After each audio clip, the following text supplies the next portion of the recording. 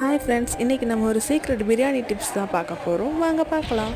ஒரு ப்ரெஷர் குக்கரில் கொஞ்சமாக நெய் சேர்த்துட்டு அது கூட தேங்காய் எண்ணெய் சேர்த்துட்டு நம்ம ஸ்பைசஸ் எல்லாம் சேர்த்து அது கூட பெரிய வெங்காயம், தக்காளி, புதினா மல்லி, அப்புறம் இஞ்சி பூண்டு விழுது இதெல்லாம் சேர்த்து நல்லா மிக்ஸ் பண்ணிவிட்டு நம்ம கழுவி வச்சுருக்க இறாலை இது கூட ஆட் பண்ணிக்கலாம். ஆட் பண்ணி நல்லா ஒரு தடவை மிக்ஸ் பண்ணிவிட்டு அது கூட சின்ன வெங்காய பேஸ்ட் சேர்த்துக்கோங்க. சேர்த்துட்டு நம்ம தயிர் சேர்த்து நல்லா தயிர் வற்றினதுக்கப்புறம் பிரியாணி மசாலா, கரம் மசாலா எல்லாம் சேர்த்து மிக்ஸ் பண்ணிவிட்டு 1 டம்ளர் அளவுக்கு தேங்காய் பால், அது கூட தேவையான அளவு தண்ணி சேர்த்துக்கலாம்.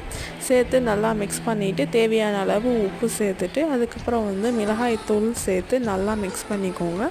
மிக்ஸ் பண்ணிவிட்டு நம்ம ஊற வச்ச பாஸ்மதி ரைஸை இது கூட ஆட் பண்ணிக்கலாம்.